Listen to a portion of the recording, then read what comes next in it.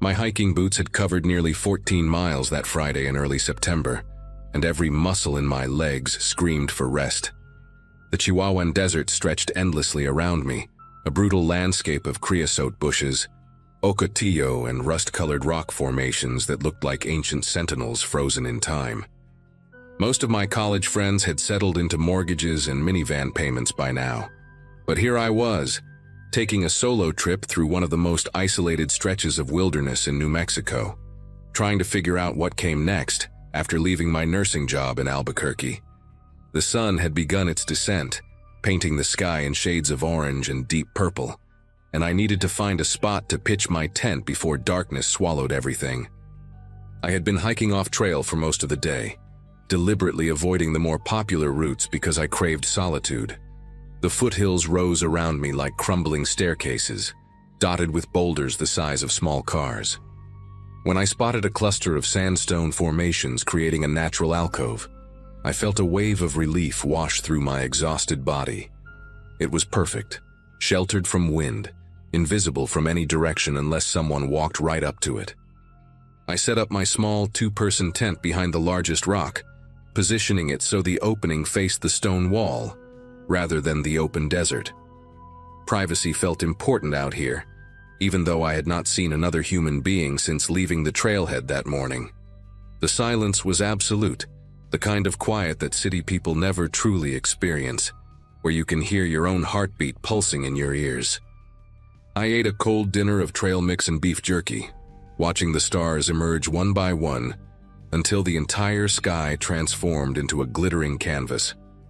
My phone showed no signal, which I expected. I had downloaded offline maps before the trip and told my sister Valerie I would check in when I reached the next town in 3 days. By 9:30, I had crawled into my sleeping bag, bone-tired and oddly peaceful. The desert air cooled rapidly after sunset, and I zipped the tent closed, listening to the gentle rustle of wind against nylon. Sleep came quickly, pulling me under like a warm current, and for a few hours, everything was exactly as I had hoped it would be. The sound ripped me from sleep like a hand yanking me out of water. Engines, loud, aggressive, unmistakably the high-pitched whine of ATVs tearing through the desert floor. My eyes snapped open in the pitch blackness of my tent, and I lay completely still, my breath trapped somewhere in my chest. The noise grew louder, echoing off the rock formations, bouncing around until it seemed to come from every direction at once. I fumbled for my phone and checked the time, 11:47. For a long moment, I convinced myself it was just recreational riders, maybe some locals who knew the terrain and liked to race through the desert at night. But something about the way the engines revved, stopping and starting in irregular bursts, made my skin prickle with unease. I slowly unzipped my sleeping bag, moving inch by inch to avoid making any sound. The engines cut off abruptly, and the silence that followed was somehow worse than the noise had been. I crept to the mesh window of my tent and peered out into the darkness. At first, I saw nothing but the vague shapes of rocks and scrub brush under a sliver of moon.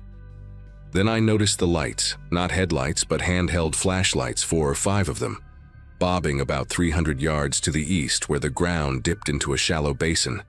My heart hammered against my ribs as I watched the beams sweep back and forth across the dirt. I could make out silhouettes now, maybe 4 or 5 figures moving with purpose, their movements coordinated like they had done this before. One of them carried something long across his shoulders, a rifle or a shotgun. I could not tell which from this distance. Every instinct in my body screamed at me to stay hidden, to not move, to barely breathe. I pressed myself lower against the tent floor, watching through the tiny window, as the figures gathered in a loose circle around a specific spot on the ground.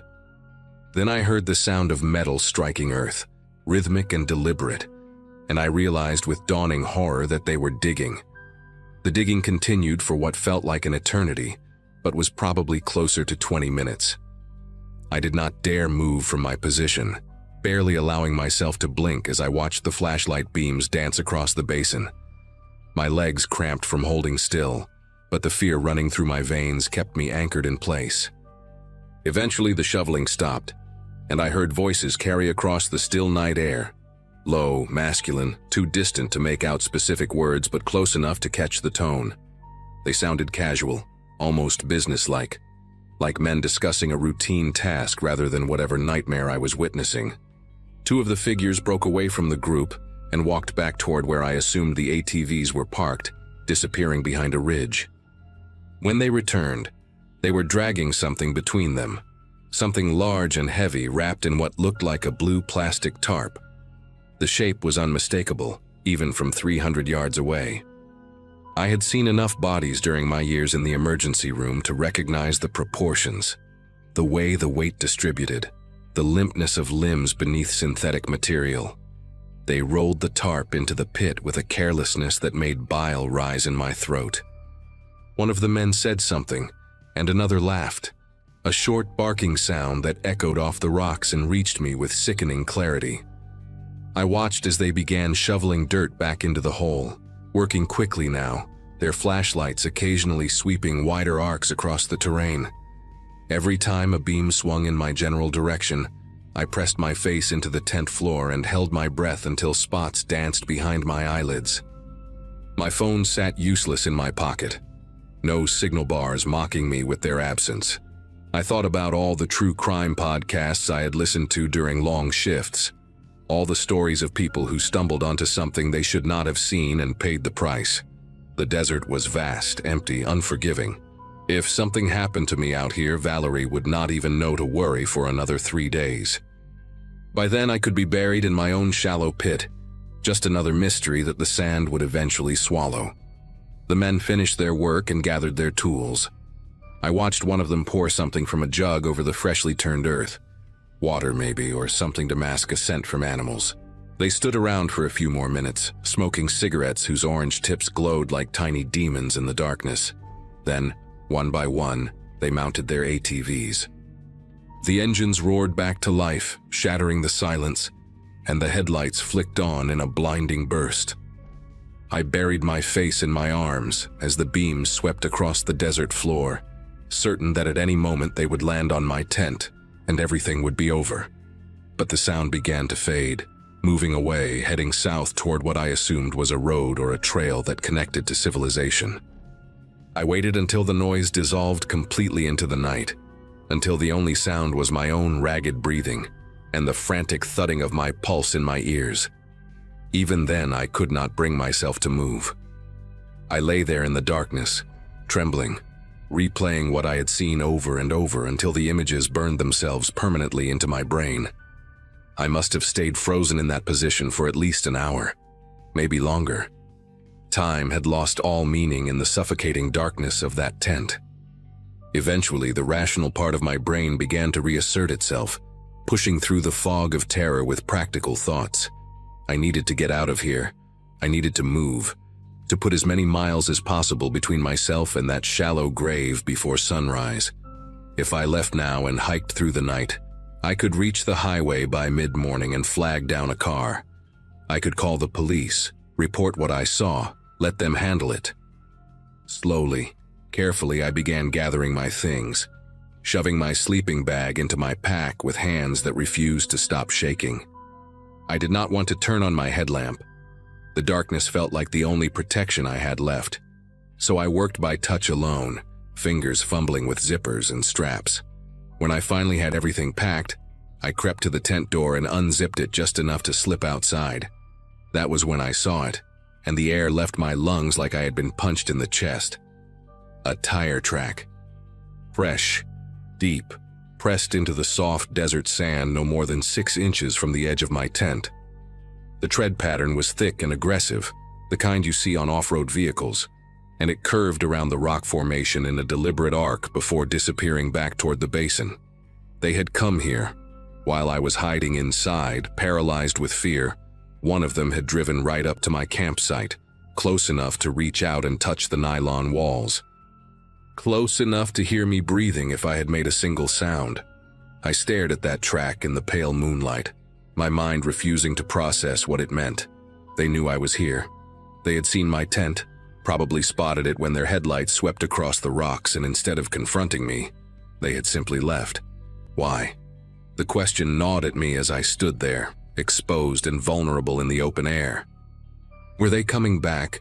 Were they watching me right now from somewhere in the darkness, waiting to see what I would do? The desert suddenly felt alive with invisible eyes, every shadow a potential threat, every whisper of wind a footstep creeping closer. I did not have time to think. I did not have the luxury of fear. I grabbed my pack and started moving, heading north, away from the burial site, away from the tire track, away from everything. My legs moved on autopilot, carrying me across the uneven terrain while my eyes strained against the darkness. I could not use my headlamp. If they were watching, the light would make me an easy target. So I navigated by starlight alone, tripping over rocks and scrub brush, catching myself on my palms again and again. The skin on my hands tore open, but I barely felt it. Every few minutes, I stopped and listened, straining for the sound of engines or footsteps, but the desert remained silent. After what felt like hours, the eastern horizon began to lighten, shifting from black to deep purple to the first pale hints of orange. I had covered maybe 5 or 6 miles, pushing myself harder than I ever had in my life, and when I finally crested a ridge and saw a thin ribbon of asphalt cutting through the valley below, I nearly collapsed with relief. The highway, civilization, safety, or at least the illusion of it. A trucker named Wallace picked me up around 7 in the morning. He was an older man with a gray beard and kind eyes, hauling agricultural equipment down to Las Cruces, and he did not ask too many questions when I stumbled out of the scrubland looking like I had crawled through hell. He let me use his phone to call 911, and I sat in the cab of his rig shaking so hard that I could barely hold the device steady while I described what I had witnessed. The dispatcher transferred me to the county sheriff's department, and a deputy met us at a gas station about 30 miles down the road. I told him everything: the ATVs, the flashlights, the men with the tarp, the shallow pit, the tire track inches from my tent. He listened without interrupting, his face unreadable, and when I finished, he asked me if I could lead them back to the location. The thought of returning to that place made me want to vomit, but I nodded anyway.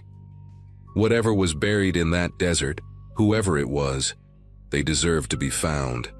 They deserved justice, or at the very least, a proper grave. It took most of that day to organize a search team and navigate back to the basin where I had watched the men dig. I rode in a sheriff's SUV with 2 deputies, following coordinates I had marked on my offline map, and the entire drive felt like descending back into a nightmare. When we arrived, the afternoon sun was blazing overhead, turning the desert into a furnace of heat and light. The deputies fanned out with shovels and a cadaver dog, and within 20 minutes, the dog alerted on a patch of disturbed earth exactly where I said it would be.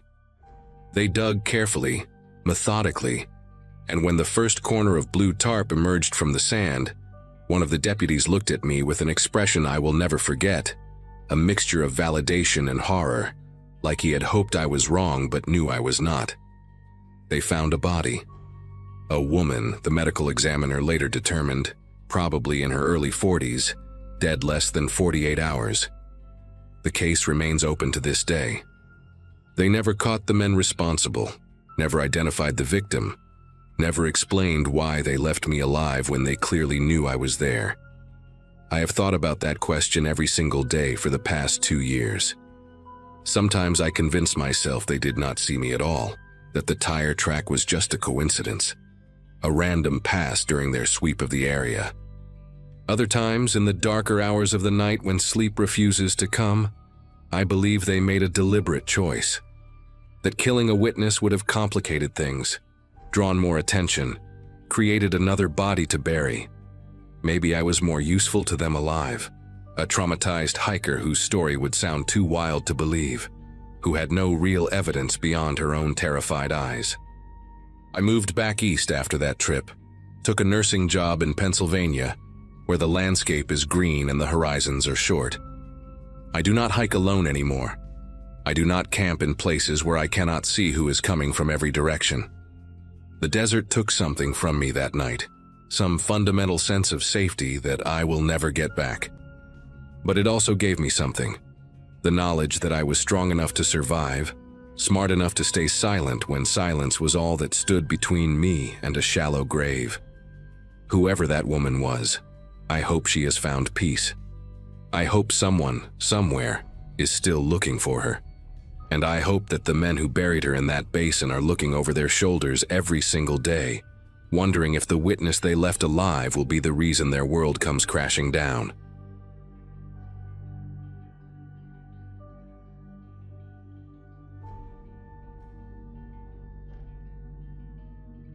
After my divorce got finalized in April 2015, I made a decision that most people in my life thought was either brave or completely stupid.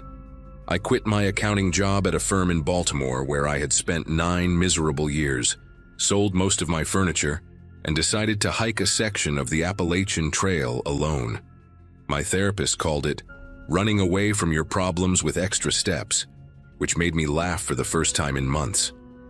At 34, with no kids, no mortgage anymore, and a decent chunk of savings, I figured if there was ever a time to disappear into the woods for a few weeks, this was it. I had done some camping before, nothing too extreme, mostly weekend trips with college buddies back when we were young, and thought sleeping on rocks was fun. But solo backpacking through remote Appalachia was different. I knew that going in, or at least I thought I did. I had been on the trail for about 6 days when I reached a ridge that my map labeled as Creighton's Bluff, somewhere in the backcountry of Western Virginia. The spot was perfect for camping, a flat clearing about 30 feet from a steep drop-off that overlooked a valley thick with old-growth forest. No other hikers had passed me in almost 2 days, which was exactly what I wanted. Cell service had died sometime around day 3, and I had made peace with being completely disconnected. That Wednesday evening, I set up my tent, got a small fire going, and cooked some dehydrated chili that tasted like cardboard mixed with regret. The sun dropped behind the mountains around 8, painting everything in shades of orange and purple that made me feel, for a moment, like maybe this whole trip was not such a crazy idea after all. I remember sitting there, watching the valley below fade into shadow, feeling genuinely calm for the first time since my ex-wife told me she had been seeing someone else. That calm would not last through the night. It started around 10:30, maybe 11. I was lying in my tent, not quite asleep, but drifting in that hazy space between awake and dreaming, when I heard the first rock, a sharp crack echoing up from the valley below, the unmistakable sound of stone hitting stone. I did not think much of it at first. Rocks fall, animals knock things loose, the mountains are alive with small noises at night. But then I heard another one, and another, and they were not random. There was a rhythm to them, a deliberate pattern, like someone was throwing rocks off a ledge at steady intervals. One every 8 or 10 seconds, each impact ringing through the darkness like a slow, patient drumbeat. I unzipped my tent and crawled out into the cold night air, my breath misting in front of my face. The fire had burned down to embers, casting barely enough light to see my own boots. I stood at the edge of the clearing and stared down into the valley. But there was nothing to see, just blackness, thick and absolute, swallowing everything below the ridgeline. The rocks kept falling. I counted them. 14, 15, 16, each one landing somewhere far below with that same sharp crack. It sounded like they were being thrown from somewhere to my left, maybe a quarter mile along the ridge, but I could not see any light or movement in that direction. No flashlight beam, no campfire glow, nothing to suggest another hiker was out there in the dark.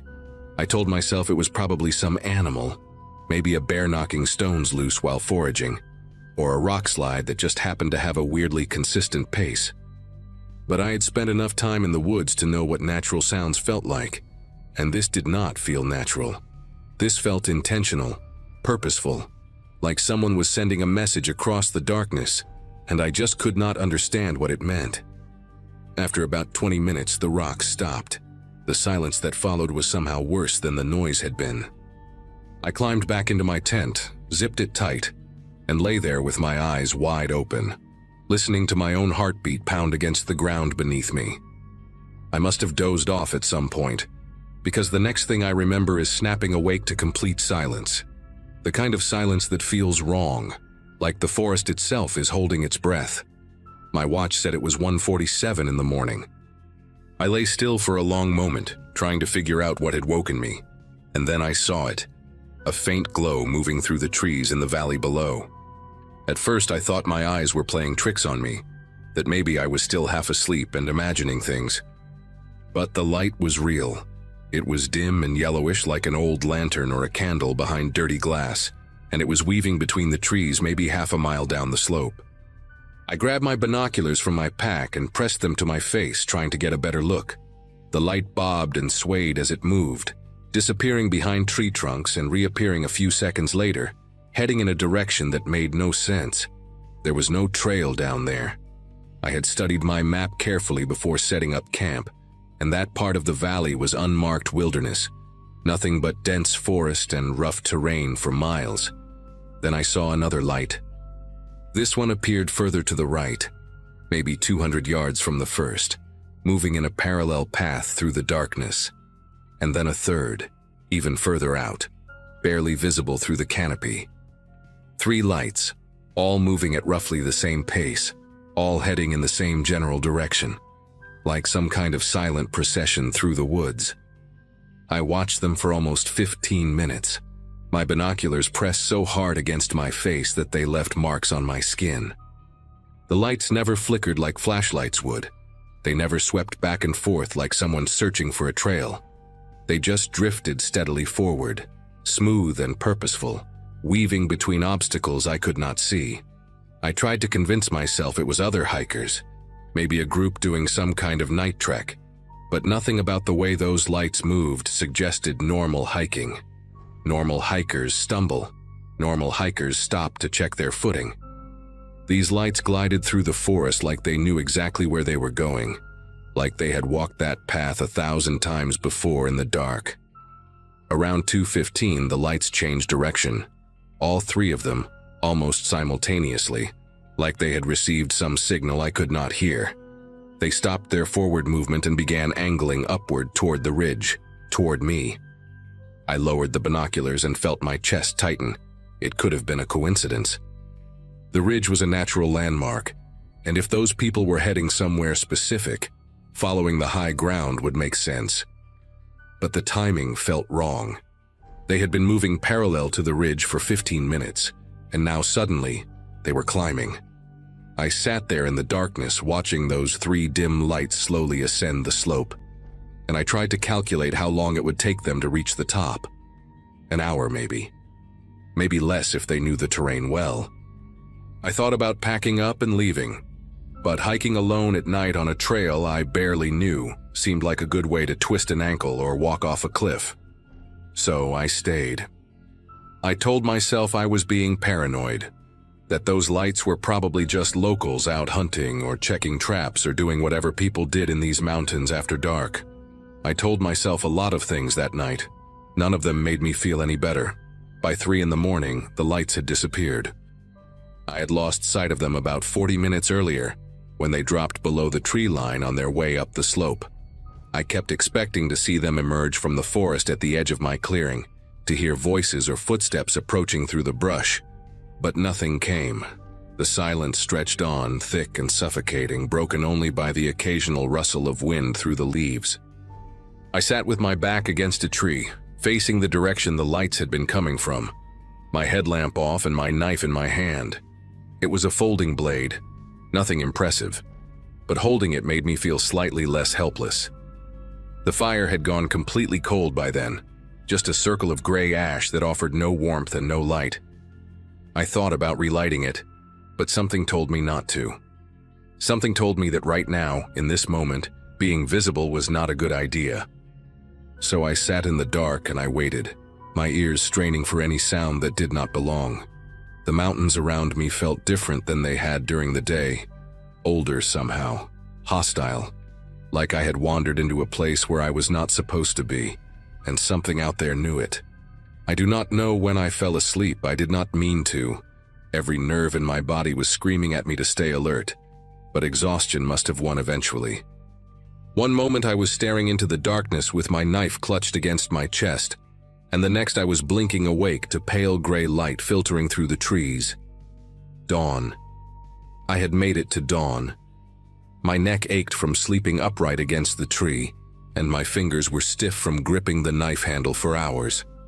I sat there for a moment, letting the relief wash over me, listening to the first birds beginning to call in the canopy above. In the daylight, everything seemed almost normal again. The valley below was just a valley, green and quiet and unthreatening. The ridge was just a ridge. I let out a long breath and started to push myself up from the ground, already thinking about packing up my gear and putting as many miles as possible between me and this place. That is when I noticed the footprints. They were about 8 feet from where I had been sitting, pressed into the soft dirt near the remains of my campfire. I walked over slowly, my legs unsteady beneath me. The prints were bare feet.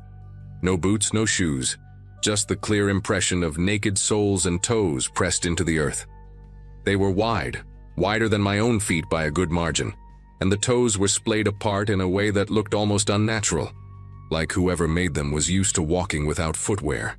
I crouched down and studied them, my heart hammering against my ribs.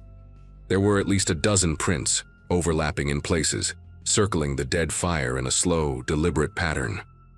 Whoever had made them had walked around my campsite while I slept.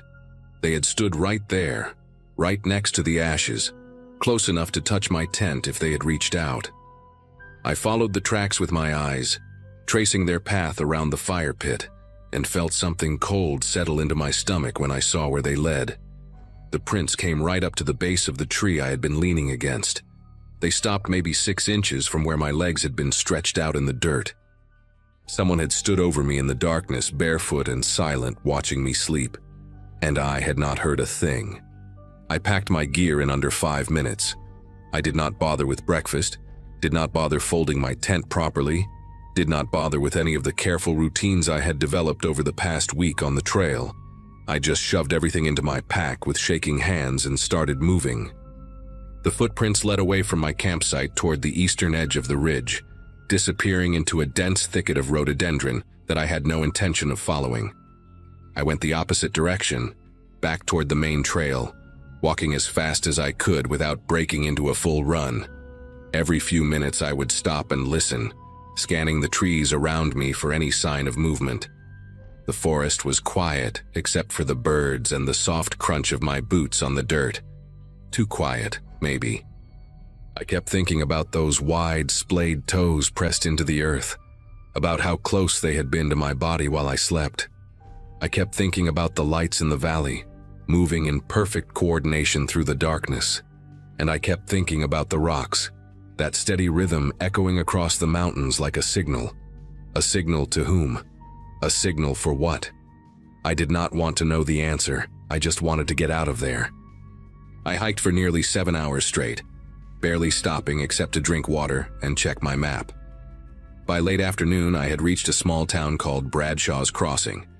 Nothing more than a gas station, a general store, and a cluster of old houses scattered along a 2-lane road. I must have looked like a wreck when I walked into that store. Dirty, exhausted, wild-eyed, because the old woman behind the counter took one look at me and asked if I was all right. I told her I had been camping up on Creighton's Bluff and had a rough night. She got quiet for a moment, her face doing something complicated that I could not quite read. Then she said, real casual, that most folks around here knew better than to camp up on that ridge. Said there were people who lived back in those hollows, families that had been there for generations, who did not take kindly to outsiders on what they considered their land. She did not say anything else, did not elaborate, just handed me my change and wished me safe travels with a look in her eyes that told me I was lucky to be standing there at all. I drove home the next day, sold my camping gear a week later. I have not been back to Appalachia since, and I do not plan to ever go again. Sometimes, late at night, I still hear that rhythm in my head. Rock after rock after rock, falling into the darkness like a countdown to something I was never meant to see.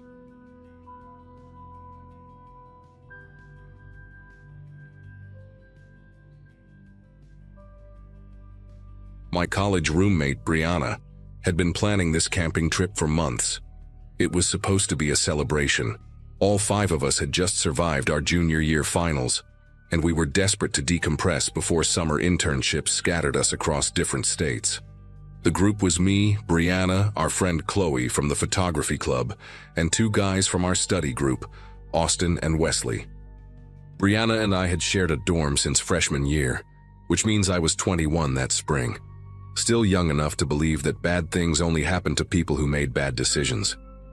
I had known Austin since orientation week, and he had always been a little intense, but in a way that seemed harmless back then.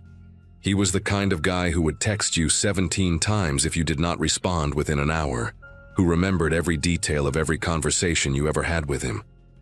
Brianna used to joke that he would make someone a very attentive boyfriend someday. None of us were laughing by the end of that weekend. We drove up to Blackwood Ridge in Austin's pickup truck on a Friday afternoon. The campsite was about 4 hours from campus, deep in a national forest that Brianna had discovered through some hiking forum online. She had printed out maps, packed enough supplies for a week even though we were only staying 2 nights, and created a whole itinerary of trails and lookout points she wanted us to visit. The drive up was normal enough. We played music, passed around bags of chips and gummy worms, talked about professors we hated and classes we were dreading in the fall. Austin was quieter than usual, spending most of the ride staring out the window at the passing trees. I figured he was just exhausted from finals like the rest of us.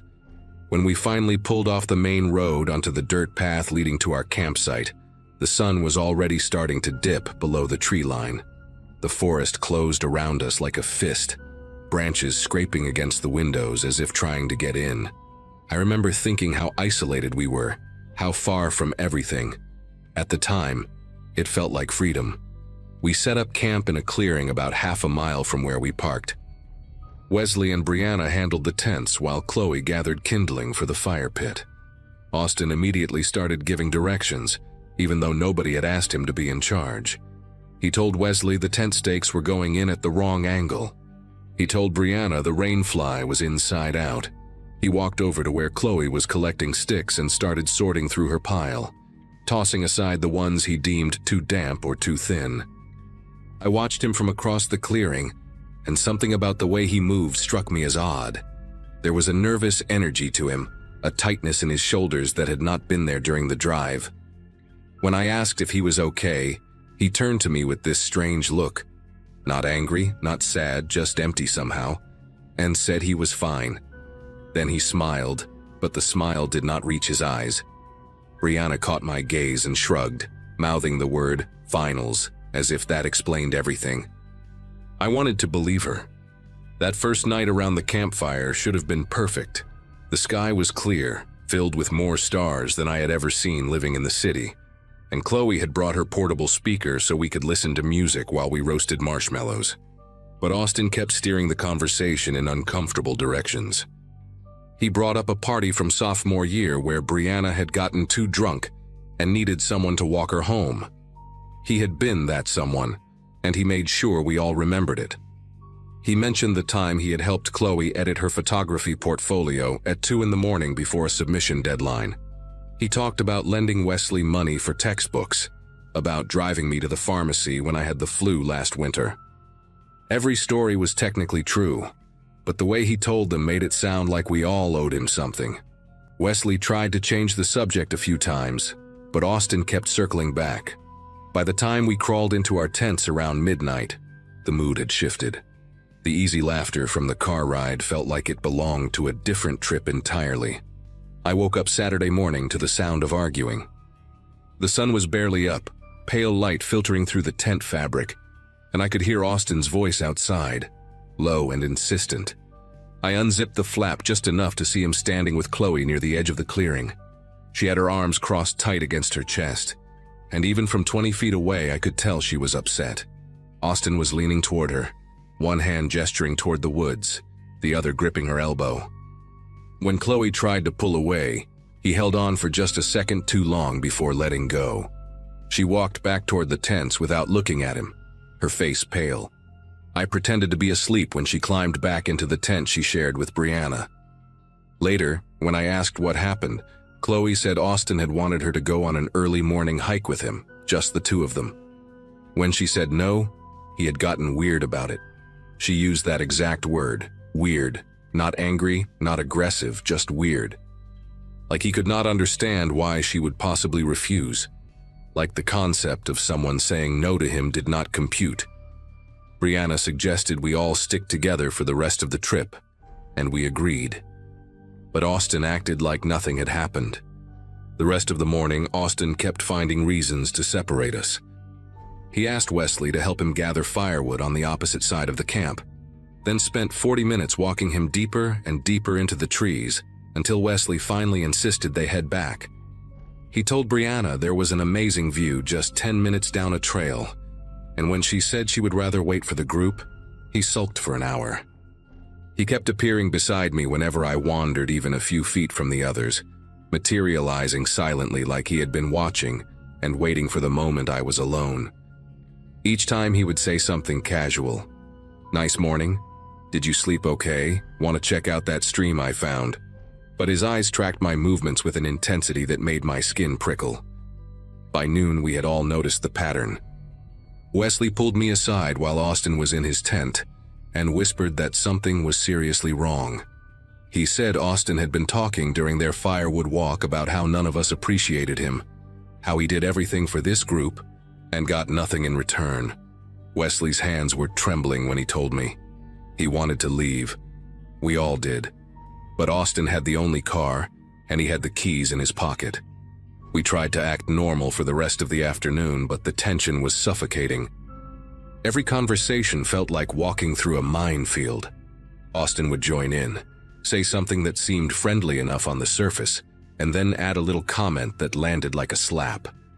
When Brianna mentioned she was excited about her summer internship in Boston, Austin said it was funny how she always managed to land on her feet, unlike some people who actually had to work for things. When Chloe took photos of the creek, Austin asked if she ever got tired of hiding behind a camera instead of actually connecting with people. Each remark was delivered with a smile, in a tone that made you question whether you had heard it right. Brianna kept shooting me glances that screamed, "We need to talk," but there was never a moment when Austin was not hovering nearby. Around 4 in the afternoon, Chloe announced she was going to take a nap in her tent. Brianna said she would join her. Wesley suddenly remembered he had a headache and retreated to the tent he shared with Austin.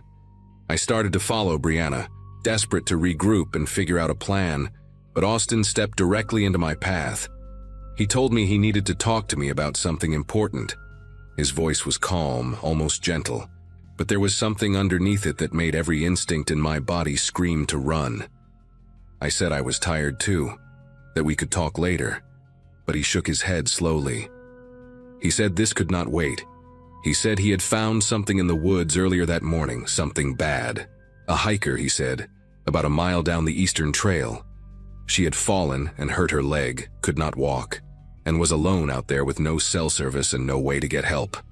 He said he had been waiting all day to tell someone, but did not want to scare the group.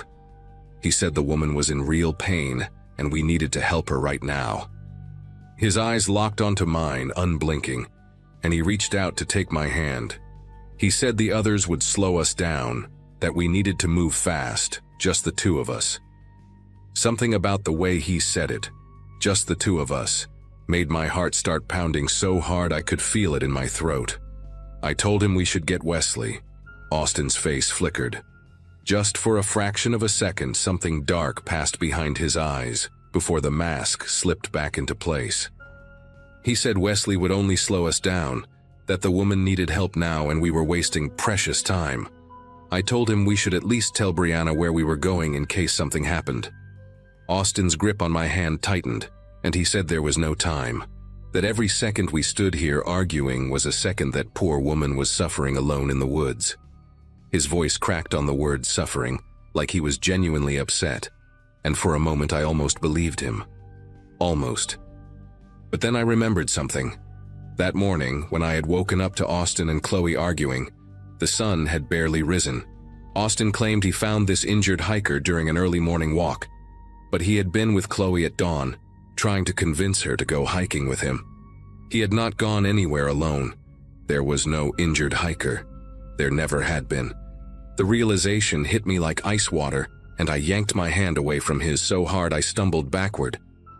I said I needed to use the bathroom first. I said I would be right back, just give me 2 minutes and then we could go. Austin stared at me for a long moment, his jaw working like he was chewing on words he wanted to spit out. I kept my face blank, kept my voice steady, even though every nerve in my body was on fire. Finally, he nodded. He said he would wait right here, that I should hurry. I walked toward the tree line as calmly as I could manage, feeling his eyes burning into my back with every step. The moment I was out of his direct line of sight, I ran. I ran straight to Brianna's tent and threw open the flap, not caring about being quiet anymore. Brianna and Chloe both sat up, startled, and I told them everything in a frantic whisper. The injured hiker that did not exist. The way Austin had been trying to get me alone. The lie that unraveled the second I thought about the timeline. Chloe's face went white. Brianna grabbed my arm and pulled me inside the tent, zipping it shut behind me. Through the thin fabric walls, we could hear Austin calling my name. His voice was still calm, still friendly. That was somehow the worst part. Wesley heard the commotion and crawled out of his tent, asking what was going on. Austin intercepted him before he could reach us, and through the tent fabric I could hear Austin explaining that I had gotten upset over nothing, that I was being dramatic, that he was just trying to help someone in need and I had freaked out for no reason. His voice was so reasonable, so measured, that for a split second I wondered if I had made a mistake. But then Brianna squeezed my hand and whispered that we needed to get those keys. Chloe had her phone out, desperately searching for a signal, even though we all knew there was none this deep in the forest. We heard Wesley's voice rise. He was arguing with Austin, demanding to know what was really going on. Then there was a scuffle, the sound of someone hitting the ground, and Wesley shouted for us to run. Brianna unzipped the back of the tent, the side facing away from the campsite, and the three of us crawled out into the underbrush. We ran toward the trail that led back to the parking area, branches whipping our faces and arms, not daring to look back. I could hear Austin crashing through the woods behind us, calling our names in that same calm voice, telling us we were overreacting, telling us to stop and just talk to him. We made it to the dirt road where the truck was parked, but without the keys we could not drive. Brianna remembered passing a ranger station about 2 miles back on the main road, and we started running again. My lungs were burning and my legs felt like they might give out. But I did not stop. None of us did. We reached the ranger station just as the sun was starting to set, and the woman behind the desk took one look at our faces and immediately picked up her radio. 2 rangers drove us back to the campsite in their vehicle. When we got there, Austin was sitting calmly by the fire pit, roasting a marshmallow like nothing had happened. Wesley was in his tent with a bloody nose and a bruise forming under his left eye.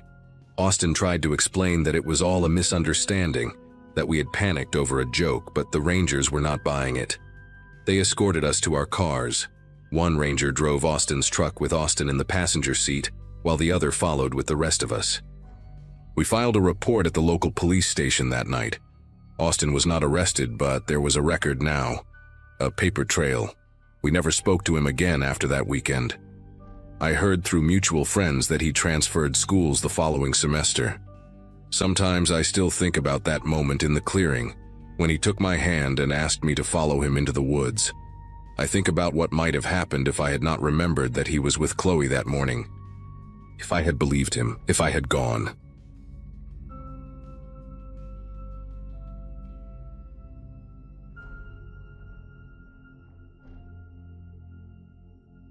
Camping alone seemed like a good idea when I planned it back in January. My sister had just gotten married. Most of my college buddies were having their second or third kids. And here I was, same apartment since graduation in 2012, same job at the warehouse, same routine that felt more like a slow death than a life. I needed something that would remind me I was still breathing, still capable of doing things on my own terms. So I picked a spot in the Ozarks, about 4 hours from my place in Kansas City. Deep enough into the woods that cell service became a distant memory. The campsite was technically off the grid. No designated spots, no rangers checking in, just me and whatever wildlife decided to tolerate my presence. I arrived on a Friday afternoon in early October, the kind of day where the leaves were turning burnt orange and the air had that crisp bite that makes you feel genuinely alive. I set up my tent about 30 yards from an old logging road that looked like it had not seen regular traffic in years, maybe decades. Overgrown with weeds, rutted with erosion, it seemed like the perfect backdrop for the solitude I was craving. That first day went exactly how I had imagined it would. I spent the afternoon hiking a trail I found on an old forestry map. Nothing too strenuous, just enough to work up a sweat and clear my head. The forest was dense with oak and hickory, and every now and then I would catch a glimpse of deer watching me from between the trees before bounding off into the underbrush. I cooked dinner over a small fire as the sun went down. Just canned chili and some bread I had packed. Nothing fancy, but it tasted incredible out there in the middle of nowhere. By 9 that evening, I was in my tent with a paperback I had been meaning to read for months, a flashlight propped against my backpack, and the sounds of the forest settling in around me.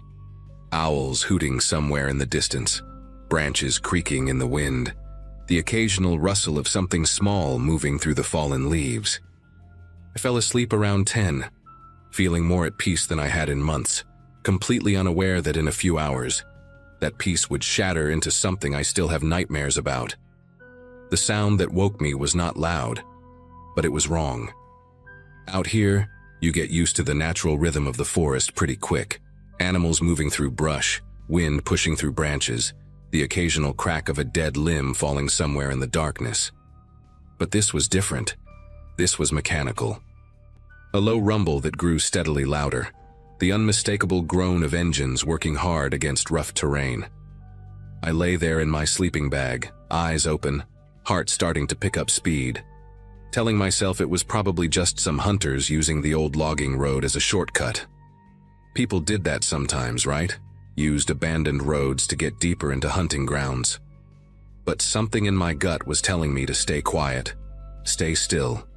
Do not move until you know what you are dealing with. I checked my phone out of habit. 3:14 in the morning, no signal, battery at 62%. The engine noise grew louder and then multiplied. Not one vehicle, 2. I heard them stop maybe 50 yards from my position, engines idling for a moment before cutting off completely. Doors opened and closed, not slammed but pushed shut carefully, deliberately, the way someone closes a door when they do not want to make noise. I could hear voices now, low and indistinct, the kind of murmuring that happens when people are trying not to be heard. Every instinct I had was screaming at me to stay exactly where I was, but I needed to see what was happening. I unzipped my sleeping bag as slowly as humanly possible, each tooth of the zipper sounding like a gunshot in the silence of my tent. I crawled toward the mesh window on the side facing the road, keeping my body as flat as I could against the ground. The moon was about 3/4 full that night, bright enough to cast shadows, and when I pressed my face against the mesh, I could see them, 2 pickup trucks, both dark-colored, parked nose to nose on the logging road. And around them, moving with purpose, at least 5 men. They were unloading something from the bed of the first truck. Rectangular bundles, wrapped tight in what looked like black plastic or maybe heavy-duty trash bags, each one about the size of a large duffel bag. The men worked in near silence, passing the bundles from one to another in a chain, stacking them on the ground between the 2 vehicles. I counted the packages as they moved them, 8, 9, 10, 12 total. One of the men said something I could not make out, and another one responded with a harsh whisper that carried just enough for me to catch the tone. Angry, impatient. These were not hunters, these were not hikers who got lost. I had stumbled into something I was never supposed to see, and the realization hit me like a bucket of ice water.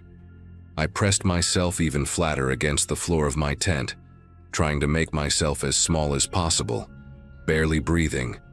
The arguing got louder. I could make out fragments now, something about a count being wrong, about someone named Ray who had screwed something up. One of the men, taller than the others with broad shoulders and a baseball cap, stepped away from the group and pulled out a flashlight. He clicked it on and swept the beam across the tree line, slow and deliberate, like he was looking for something specific. The light passed within 10 feet of my tent, and I swear my heart stopped beating for a full second. Then the beam swung back toward the road, and the tall man froze. He was staring at the ground near the edge of the logging road, right where the overgrown grass met the dirt. I knew instantly what he was looking at. My boot prints. The ones I had left that afternoon when I crossed the road during my hike. The ones I had not even thought twice about, because who would ever see them out here in the middle of nowhere? The tall man called out to the others, his voice low but urgent. I watched as 3 of them gathered around him, flashlights clicking on one by one. All of them aimed at the ground where my tracks disappeared into the tree line, toward me. One of them pulled something from his waistband, a handgun, black and angular in the moonlight, and held it down by his side. Another one had what looked like a shotgun, the barrel catching the light as he shifted it from one hand to the other. They talked among themselves for maybe 30 seconds, their voices too quiet for me to make out the words. But their body language told me everything I needed to know. They were going to search. They were going to find me. I had maybe 2 minutes, maybe less, before one of those flashlight beams landed on my green 2-person tent, and everything I had ever worried about in my life became completely irrelevant. I had to make a choice, and I had to make it fast. Running was not an option. The forest floor was covered in dry leaves and fallen branches, and I would sound like a stampeding elephant the moment I tried to move. Staying in the tent was suicide. They would find it. They would find me inside it. And whatever happened after that would not end with them politely asking me to forget what I saw. My eyes landed on a fallen oak about 15 feet from my tent, a massive trunk that had come down sometime in the last year, its root system torn up and creating a dark, hollow space beneath where it had lifted the earth. I had noticed it when I was setting up camp, thought about how it would make decent shelter if my tent failed. Now it might be the only thing that kept me alive. I grabbed my phone and my knife, the only things within reach that mattered, and I started crawling toward the back of my tent, toward the zipper that faced away from the road. Every inch felt like a mile. Every rustle of my clothing against the tent floor sounded like a scream. I got the back zipper open just enough to squeeze through, and I slithered out onto the cold ground like some kind of desperate animal. The fallen oak was right there, a dark mass against the slightly lighter darkness of the forest. I could hear the men entering the tree line now, maybe 40 feet behind me, their footsteps crunching through the leaves with no attempt at stealth. They were not trying to be quiet anymore. They knew someone was out here and they were coming to find them. I crawled on my belly toward the root hollow, feeling rocks and twigs dig into my chest and stomach, biting down on my lips so hard I tasted copper. The hollow was smaller than I remembered, barely big enough for a grown man to fit inside, but I wedged myself into it anyway. I pulled dead leaves over my legs, pressed my face into the dirt, and I waited. The smell of damp earth and rotting wood filled my nostrils. Somewhere above me, an owl took flight, its wings cutting through the air with a sound like shuffled paper. The flashlight beams found my tent about 30 seconds later. I heard one of them curse, a sharp, surprised sound that cut through the quiet, and then they were all talking at once, their voices overlapping in urgent bursts. Someone said, "Check inside," and I heard the unmistakable sound of my tent being ripped open, the fabric tearing like it was made of tissue paper. They were maybe 20 feet from where I lay hidden, close enough that I could hear them breathing, close enough that if one of them decided to sweep that flashlight beam just a little to the left, just a little lower, they would see me. I pressed myself deeper into the hollow, feeling the roots dig into my back, feeling something crawl across my hand that I refused to think about. One of the men was going through my belongings now. I could hear him tossing things aside, my backpack hitting the ground, my sleeping bag being shaken out. Then a voice, clearer than the others, said something that made me dig my fingernails into the dirt. Whoever was here left in a hurry. They could still be close, spread out. The next 15 minutes were the longest of my entire life. I lay there in that hollow, not moving, barely breathing. while flashlight beams swept through the trees around me. At one point, a pair of boots stopped less than 5 feet from my hiding spot.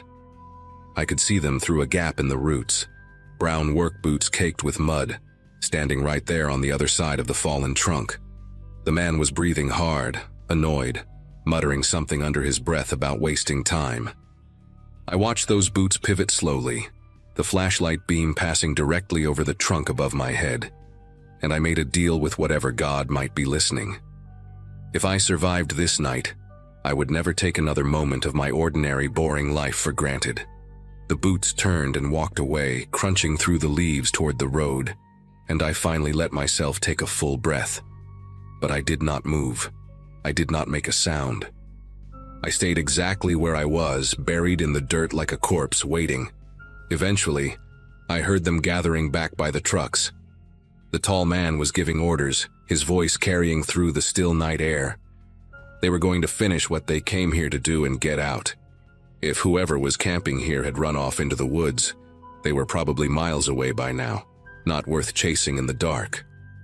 I heard the bundles being loaded into the second truck, heard doors slamming shut with less care than before, heard engines starting up and tires grinding against the rutted road. The sound of those trucks fading into the distance was the sweetest thing I had ever heard, but still I did not move. I lay in that hollow for another hour, maybe 2, until the first gray light of dawn started filtering through the trees. Only then did I crawl out, covered in dirt and dead leaves and something sticky I did not want to identify. My tent was destroyed. My backpack had been dumped out and scattered, but I was alive. I was alive and they were gone, and none of it felt real. I gathered what I could salvage and hiked out of those woods faster than I have ever moved in my life. It took me almost 3 hours to reach my car, parked at a trailhead off the main highway, and another 40 minutes of driving before my phone finally picked up a signal. I pulled over at the first gas station I saw and called the police. The deputy who took my statement was a woman named Torres, mid-50s with tired eyes and a voice that suggested she had heard a lot of strange stories over the years. She listened without interrupting, wrote everything down and told me she would pass it along to the county sheriff and the DEA field office.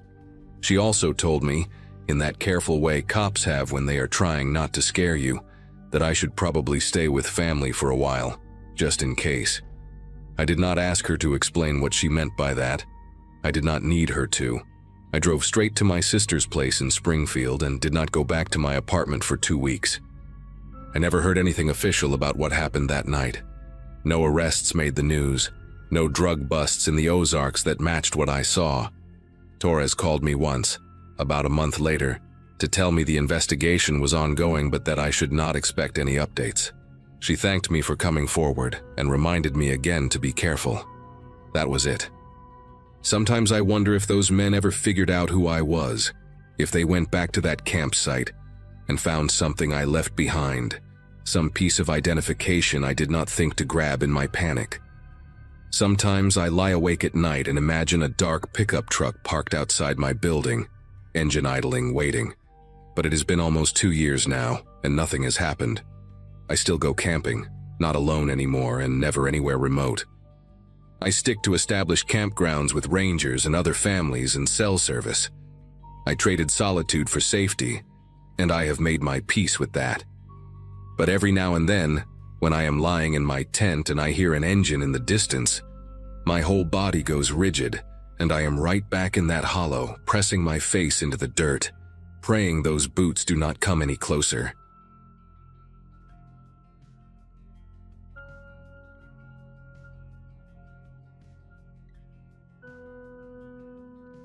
Most of my coworkers thought solo backpacking was reckless for a woman, and they never missed a chance to remind me. But by the spring of 2014, I had stopped caring what anyone thought. My marriage had crumbled 6 months earlier. My friends from nursing school were all wrapped up in toddlers and PTA meetings. And somewhere around my 34th birthday, I realized that the loneliness I felt in crowded rooms was worse than any solitude the wilderness could offer. Oregon became my refuge, the Cascade Range specifically, where the Douglas firs grow so thick they block out the sky, and the silence is so complete you can hear your own heartbeat. I had planned this particular trip for weeks, a 4-day solo trek into a section of backcountry that most day hikers never reached. My younger sister Megan called me the night before I left, her voice tight with worry, listing every news story she could find about women who vanished on trails. I promised her I would check in at every trailhead, that I had my satellite beacon, that I knew what I was doing. She did not sound convinced. The first 2 days unfolded like a meditation.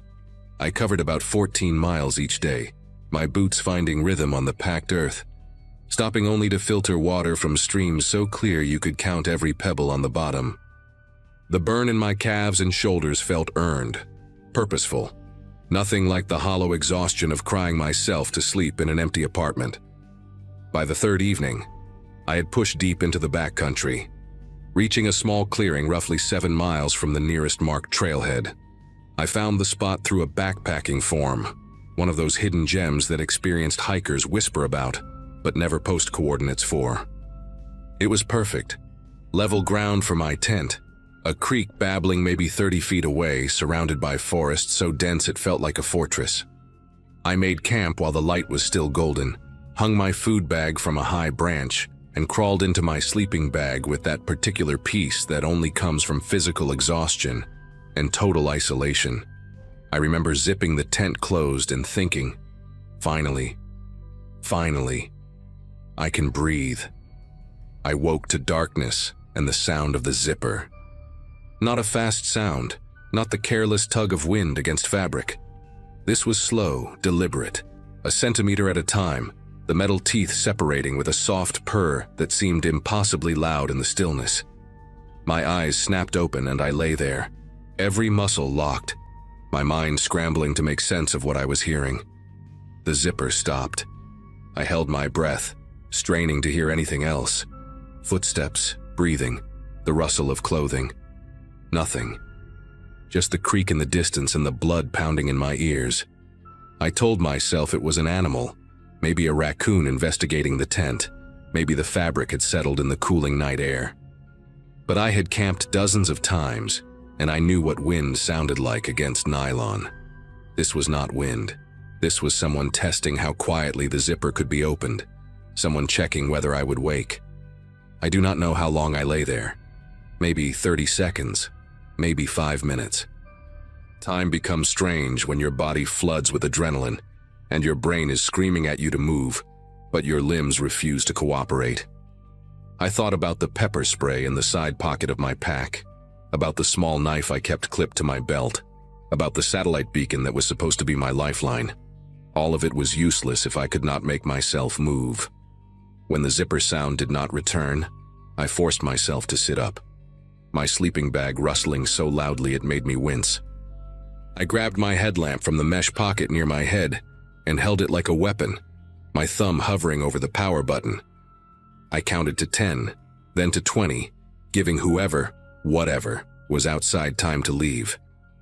Then I took the deepest breath of my life, unzipped the tent flap in one fast motion, and burst out into the night with the headlamp blazing. Nothing. The beam cut through the darkness and found only trees, their trunks pale and ghostly in the white light. I spun in a circle, my heart slamming against my ribs, searching for movement, for the shape of a person, for anything that would confirm I was not losing my mind. The clearing was empty. The forest stood silent and indifferent around me, the creek still murmuring its endless song somewhere to my left. I stood there in my thermal underwear and wool socks, the cold mountain air biting at my exposed skin, and I almost laughed. Almost convinced myself that I had dreamed the whole thing, that the stress of the past months had finally cracked something loose in my brain.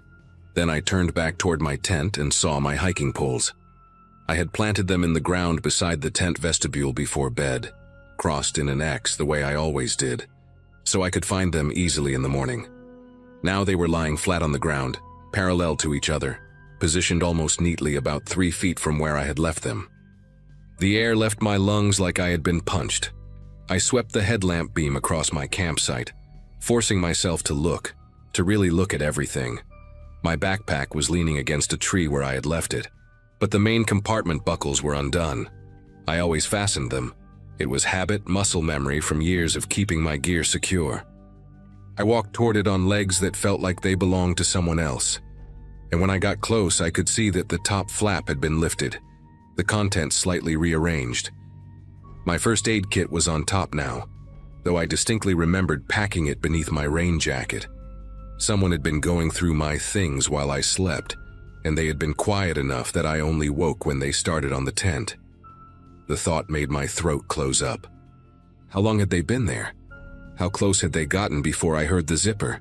I backed away from the pack, my headlamp swinging wildly as I scanned the tree line, suddenly certain that whoever had done this was still watching me from somewhere in that wall of darkness. I do not know what made me look down. Maybe instinct, maybe some part of my brain that understood what I needed to see before the rest of me caught up. But I angled my headlamp toward the ground around my tent, and that is when I saw the boot prints. They were clear in the soft earth, pressed deep by someone heavier than me, the treads thick and wide. A man's hiking boot, size 11 or 12 at least. The prints circled my tent in a complete loop, then circled again, 2 full rotations around the place where I'd been sleeping. I followed them with the beam of my light, my breath coming in shallow gasps, tracing the path this person had walked while I lay unconscious just a few feet away. The prints did not approach the tent from the trail. They came from deeper in the forest, from a direction where there was no path, no reason for anyone to be walking. Whoever this was had not stumbled upon my camp by accident. They had come through the woods deliberately, found me in a spot that was not on any map, and circled my tent like a predator studying its prey. The boot prints stopped at the back of the tent. Not the entrance, not the vestibule, the back, directly behind where my head had been resting on my folded jacket. I stared at those prints, at the deep impression in the soil where someone had stood perfectly still, and I tried to comprehend what I was seeing. This person had walked twice around my tent, then positioned themselves inches from my skull, with only a thin layer of nylon between us. They had stood there listening to me breathe, maybe watching my silhouette through the fabric, close enough to touch me if they wanted. The realization hit me in waves, first disbelief, then horror, then a cold and primal fear that made every hair on my body stand rigid. I was 7 miles from the trailhead, no cell service, no other campers. Just me and whoever was out there in the dark, someone patient enough to circle my tent twice and careful enough to test my zipper 1 millimeter at a time. Every survival instinct I had screamed at me to run. Just grab the beacon, hit the SOS button, and start moving toward the trailhead as fast as my legs could carry me. But 7 miles in the dark, on uneven terrain, with someone potentially following me, that was a death sentence of a different kind. Could twist an ankle in the first mile, could lose the trail entirely without daylight to guide me, could walk straight into whoever was waiting out there. So I made myself think. I grabbed my pepper spray from my pack and shoved it into my waistband. I found my knife and clutched it in my right hand. I pulled on my boots without bothering to lace them and dragged everything I could carry into the tent. My pack, my poles, even the rocks I used to stake down the corners. Then I zipped myself inside and sat with my back against the pack, facing the entrance. My headlamp pointed at the zipper like it was the only thing keeping me alive. I did not turn off the light. I did not close my eyes. I sat there for hours, listening to every sound the forest made, waiting for the zipper to start moving again. Dawn came slowly, the sky shifting from black to deep blue to gray in increments so gradual I almost did not notice. When enough light filtered through the nylon that I could see color again, I allowed myself one long exhale. I had not heard anything else during the night, no footsteps, no rustling, no second attempt at the zipper. But I was not foolish enough to think that meant I was safe. I packed my gear in record time, my hands fumbling with buckles and straps, shoving everything into my bag without the careful organization I normally insisted on. The boot prints were still there in the morning light, even clearer now, and I forced myself to photograph them with my phone before I left. I do not know why. Evidence, maybe, or proof to myself that I had not imagined the whole thing. The photos showed exactly what I had seen in the dark, 2 complete circles around the tent, deep impressions where someone had stood motionless at my head, and a single line of tracks leading back into the forest in the direction of nothing. I hiked out faster than I have ever moved in my life. What should have taken 4 hours took me just under 3, my legs burning, my lungs screaming, but I refused to stop for more than a few seconds at a time. Every snapping branch made me spin around. Every shadow between the trees looked like a figure waiting. I kept the pepper spray in my hand the entire way, my thumb on the trigger, ready for someone to step out of the forest and confirm my worst fears. But no one did. The trail remained empty, the woods remained silent, and when I finally reached the trailhead parking lot and saw my car sitting there untouched, I nearly collapsed against the hood. There were 2 other vehicles in the lot, a green pickup truck with Montana plates and a white sedan with a bike rack on top. I stared at them for a long moment, wondering if one of them belonged to whoever had visited my camp, wondering if they were still out there in the wilderness or if they had already driven away before dawn. I got in my car, locked the doors, and did not stop driving until I reached the ranger station 20 miles down the mountain. The ranger on duty was a woman named Colleen, mid-50s with gray streaks in her braid, and the kind of calm demeanor that made me feel safe for the first time in 12 hours. I showed her the photos, told her everything, the zipper, the boot prints, the way my things had been moved. She listened without interrupting, her expression growing more serious with each detail. When I finished, she told me I was not the first. There had been 2 other reports that summer, both from solo female hikers in the same general area, both describing similar experiences. Someone approaching their camp at night, testing tent zippers, moving equipment. One woman had woken to find her boots placed neatly outside her tent door, laces removed.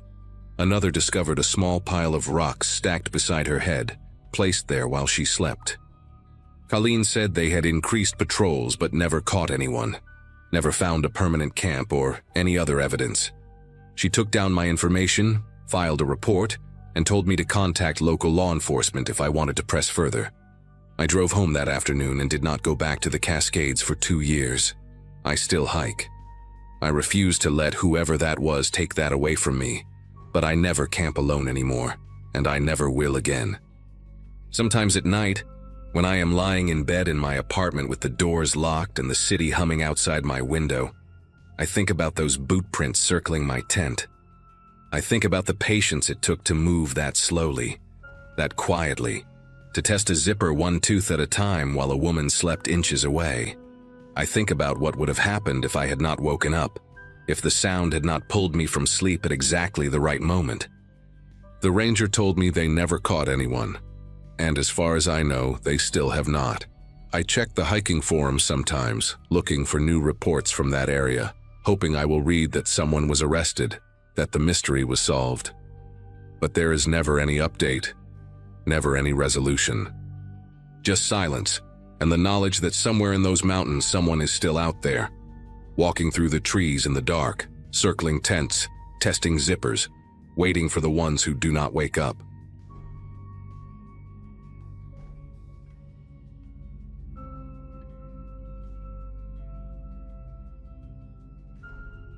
Nathan turned 26 on a Friday in early June, and since he had been talking about doing something different for months, our group decided to skip the usual bar crawl and rent a campsite at Pine Ridge Lake instead. The place was about 3 hours north of where we all lived in Ohio, tucked away in this sprawling state park that promised seclusion and good fishing. There were 5 of us making the trip: Nathan, his girlfriend Jenna, our friend Troy and his younger brother Danny, and me. We had all graduated from the same high school back in 2016, except for Danny, who was a few years behind us, and camping together felt like the kind of throwback adventure we needed after years of desk jobs and routine weekends. I remember packing that morning with this genuine excitement I had not felt in a long time, thinking about campfires and cold beers and staying up late telling stupid stories. The drive up was perfect.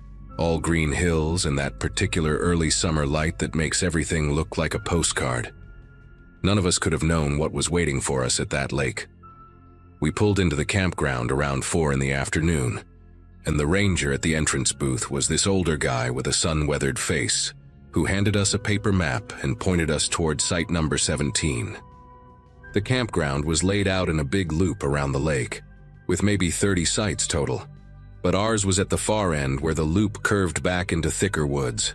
I noticed immediately how isolated it felt.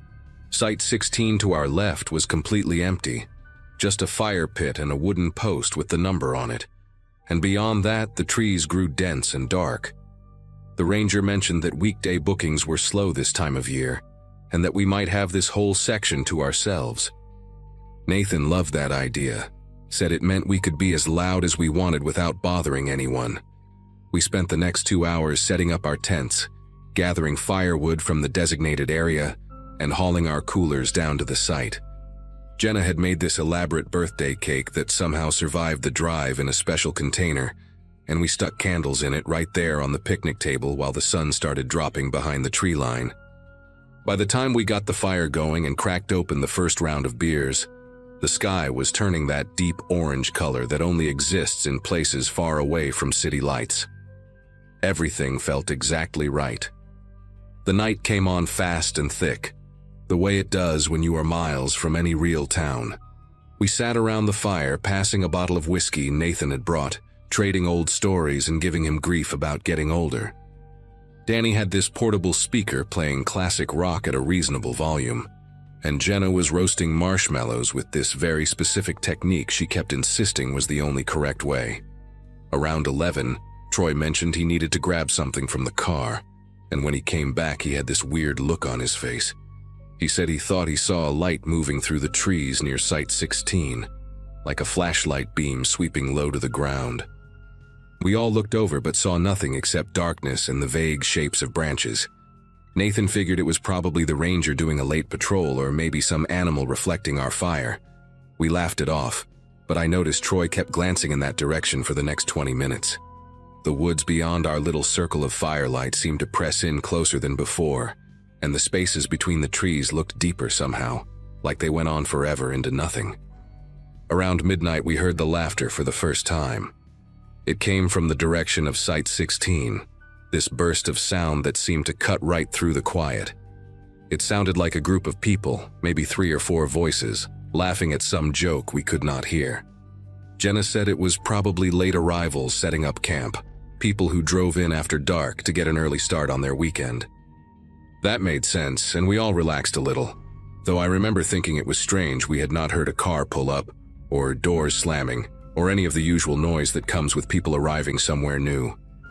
The laughter stopped as suddenly as it started, and the silence that followed was almost worse.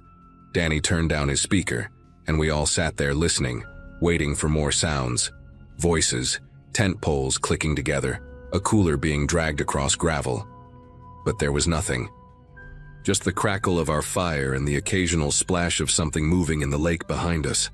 Troy said, maybe they were just passing through, hikers cutting across the campground on their way somewhere else. Nobody really believed that, but nobody wanted to say it out loud either. We tried to get back into the birthday mood, but the energy had shifted. Nathan poured another round of whiskey and made a toast about friendship and getting old, and we all raised our cups and drank. But the conversation kept dying in strange places. Every few minutes someone would pause mid-sentence and tilt their head toward the darkness, listening for something. Around 1 in the morning, Jenna said she was tired and wanted to turn in. She and Nathan shared the biggest tent, the green one closest to the fire pit, while Troy and Danny had a smaller blue tent a few feet away. I had brought my own single-person tent and set it up slightly apart from the others, near the edge of our site where the ground was flattest. As everyone started moving toward their sleeping bags, I stayed behind to pour water on the fire and make sure it was fully out. That is when I saw the flashlight beam again. It swept across the tree trunks about 50 yards into the woods, moving slowly from left to right, and then it stopped. The light held steady for maybe 10 seconds, pointed in my direction, and I could feel it like a physical weight on my chest. Then it clicked off and the darkness rushed back in. I stood there frozen with the water jug still in my hand, my heart slamming against my ribs, trying to convince myself I had imagined it. I did not tell the others what I saw. Part of me thought I was being paranoid, letting the weird laughter from earlier get into my head. I finished putting out the fire and crawled into my tent, zipping it shut behind me with shaking fingers. For a long time, I just lay there on top of my sleeping bag, fully clothed, staring at the nylon ceiling and listening. The campground was dead quiet now. No wind, no animal sounds, nothing except the occasional creak of branches settling. I must have drifted off at some point because the next thing I remember is waking up to hushed voices. It was Troy and Danny talking outside their tent in urgent whispers. I checked my phone and saw it was almost 3 in the morning. I unzipped my tent as quietly as I could and crawled out into the darkness, and Troy immediately grabbed my arm. He pointed toward Site 16 and told me to look. There was a figure standing at the edge of the empty campsite, maybe 40 feet from where we were. I could barely make out the shape in the darkness. A person, definitely a person, standing completely still and facing our direction. No flashlight, no movement, just standing there like they were watching us. Danny was breathing fast beside me, asking what we should do, but none of us had an answer. Troy grabbed a heavy flashlight from his tent and clicked it on, swinging the beam toward Site 16. The figure was gone.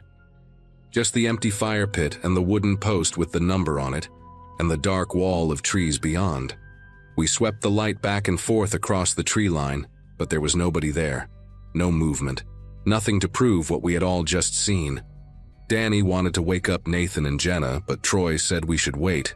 Said maybe it was just some drunk camper from another site wandering around lost. I knew that was not true, and I think Troy knew it too. But saying it out loud made everything feel slightly less insane. We agreed to take shifts staying awake and watching, and I volunteered for the first one. Troy and Danny went back into their tent, but I could hear them whispering for a long time before it finally went quiet. I sat on the picnic table bench with the flashlight in my lap, scanning the darkness every few seconds, my ears straining for any sound. An hour passed with nothing. Then another. By the time the sky started showing the faintest hint of gray on the horizon, I had almost convinced myself the whole thing was some kind of shared hallucination, brought on by too much whiskey and not enough sleep. That is when I heard the footsteps. They came from behind me, from the direction of the lake, soft crunching sounds on the gravel and pine needles that covered the ground near the water. I spun around and raised the flashlight, but the beam only reached so far, dissolving into the mist that had started rising off the lake surface. The footsteps stopped. I held my breath and listened, and in that silence I heard something else. A low chuckle, barely audible, coming from somewhere in the fog. It was the same kind of laughter we had heard earlier, but this time it was just one voice, and it was close, maybe 20 feet away in the darkness. I wanted to yell for the others, but my throat had clamped shut. The chuckling stopped, and then I heard the footsteps again, faster now, moving away from me toward the parking area where we had left the cars. I finally found my voice and shouted for everyone to wake up. And within seconds, Nathan came bursting out of his tent, asking what the hell was going on. I pointed toward the parking lot, and we all grabbed whatever we could find. Flashlights, a hatchet Nathan had brought for firewood, a heavy metal thermos, and moved together through the darkness toward the cars. The parking area was about 100 yards from our campsite, connected by a narrow gravel path that wound through the trees.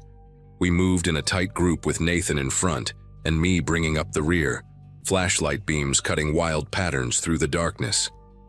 Jenna was crying softly, asking over and over what was happening, and none of us had anything to tell her. When we reached the clearing where the cars were parked, Nathan stopped so suddenly that Troy walked right into his back. Our car, the only car since we had all driven up together in my SUV, sat alone in the gravel lot, tilted at a strange angle. Even before we got close enough to see the damage, I knew what had happened. All 4 tires had been slashed, the rubber hanging in ribbons around the rims. The whole vehicle sunk down onto its axles like a dead animal. Nathan circled the car with his flashlight, counting the cuts, and his voice cracked when he said there were at least 2 deep gashes in each tire. Whoever did this had taken their time. They had been thorough. Danny pulled out his phone to call for help, but there was no signal, not even a single bar.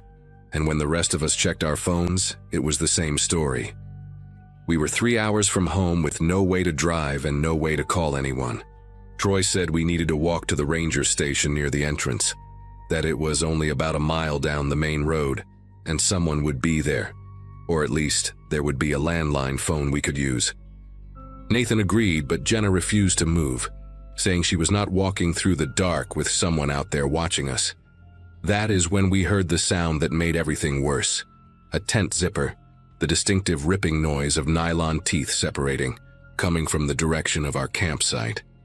We had left everything behind when we ran to check the cars, our supplies, our bags, everything. The 5 of us stood paralyzed in the parking lot, listening to the sounds of someone going through our camp. I heard a cooler lid slam shut, something heavy being dragged across the ground. Then that laughter again, louder this time, echoing through the trees like whoever was making it wanted us to hear.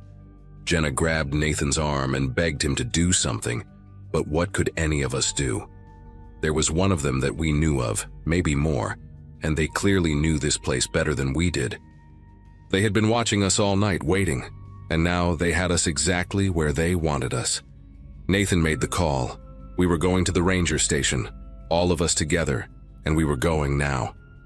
He handed the hatchet to Troy and told Danny to grab the biggest rocks he could find. Jenna was still shaking, but she nodded and fell into line between me and Nathan.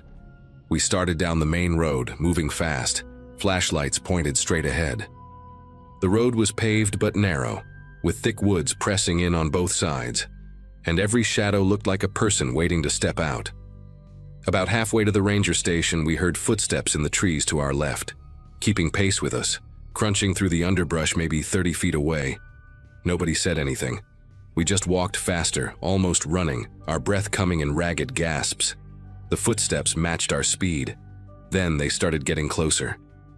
I could hear branches snapping, leaves rustling, and underneath it all that same low chuckling sound, like this was all some kind of game. Danny screamed and hurled one of his rocks into the darkness, and for a moment everything went silent. Then a flashlight clicked on from inside the trees, blinding us with its beam, and a man's voice called out something I could not understand. Words that sounded slurred and wrong, like someone speaking through a mouthful of water. Troy raised the hatchet and shouted that he would kill anyone who came near us, and I believed him. I really did. The flashlight clicked off and we ran. We made it to the ranger station just as the sky was turning pink with dawn. The building was dark, but there was an emergency phone box mounted on the outside wall, and Nathan broke the glass with his elbow and dialed 911. The police arrived within 40 minutes. 2 county sheriff vehicles with lights flashing, and we told them everything while sitting on the tailgate of a patrol car wrapped in shock blankets. They searched the campground and found our site completely trashed. Tents collapsed and torn, coolers emptied, clothes scattered everywhere. They found footprints all around our camp, boot prints that did not match any of our shoes, and more prints leading into the woods toward an old service road that was not on any public map. A deputy told us they had received similar reports before, that there was a man who lived rough in these woods, a drifter with a history of mental illness who had been spotted near the campground several times over the past few years, but always disappeared before anyone could catch him. They never found him that morning either. We gave our statements and a tow truck came for my ruined car, and Nathan's dad drove 3 hours to pick us all up. None of us talked much on the ride home. Jenna broke up with Nathan a few weeks later, said she could not look at him without thinking about that night. Troy still refuses to go camping anywhere. And me, I still think about that man in the woods sometimes. Still wonder what would have happened if we had stayed in our tents, if we had not heard those footsteps moving toward the parking lot. The police said he probably just wanted to scare us, that drifters like him usually do not actually hurt anyone. But I remember that laughter, the way it sounded like he was enjoying himself, like we were the most fun he had in years. And I remember those slashed tires, the careful, deliberate cuts, and I know that whoever he was scaring us was not the only thing on his mind that night.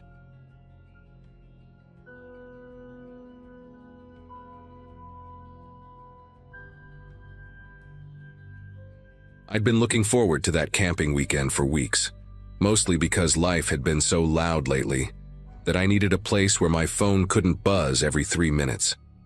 Back then, I was juggling a messy work schedule and crashing on a friend's couch while looking for a new apartment. So when my friend Lana suggested a quick escape to a lakeside campground a few hours from town, I jumped at it without thinking twice. It was me, Lana, her cousin Ivy, and our friend Paige. 4 of us crammed into Lana's aging SUV with way too many snacks and a playlist that barely held us together. We reached the site in the late afternoon, the kind of place where pine needles blanket everything and the lake sits so still it looks like it's holding its breath.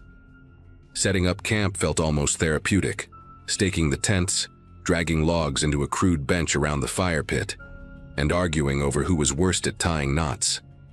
For the first time in a while, I felt like I could actually stretch my mind out and relax.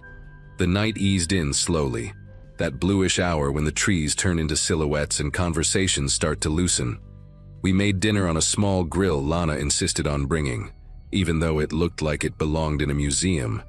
And after a while, someone pulled out a bag of marshmallows and we all started telling stories that got dumber and more chaotic with each drink.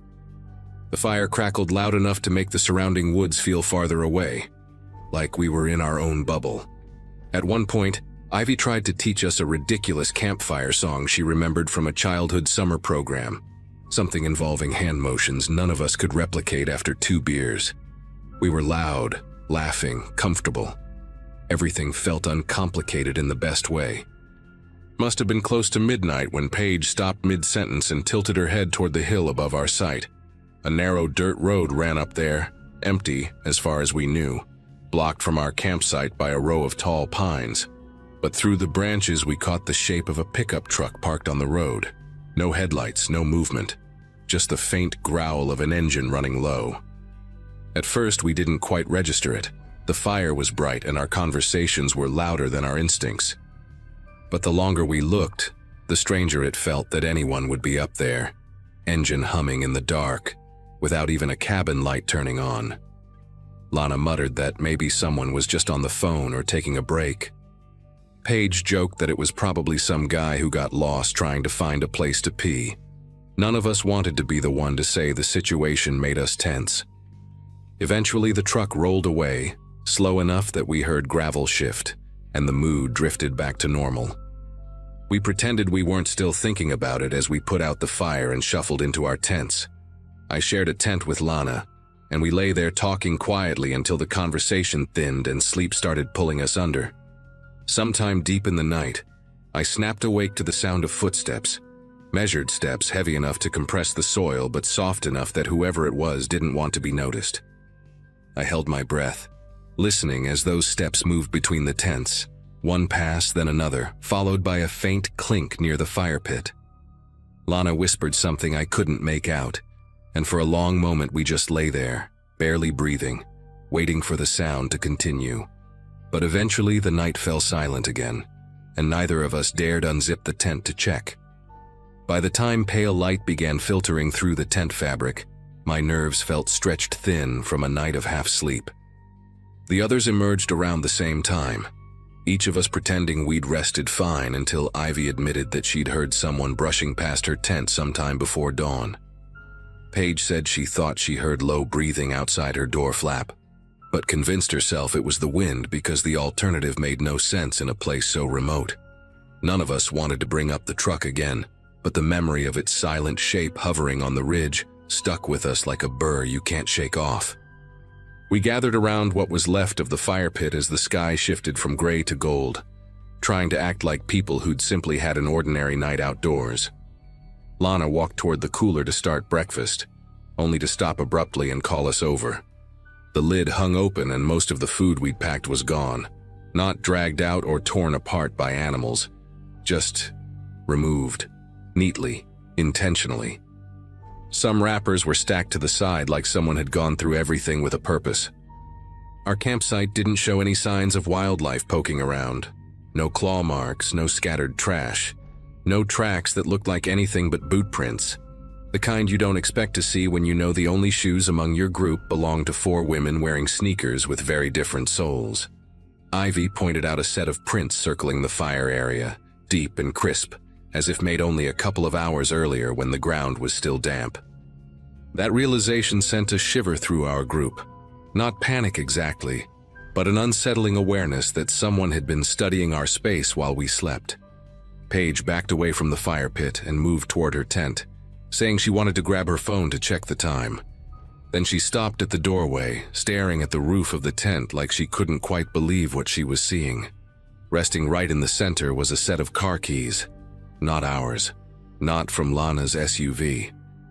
The key fob was old, scratched, attached to a small metal tag with numbers etched faintly into it. None of us recognized the brand stamped on the back. Paige didn't even want to touch them at first. She used the corner of her sleeve to lift them, turning them in her hand like some kind of warning had been left for us. That was when the memory of the footsteps clicked into place and made the whole scene feel heavier.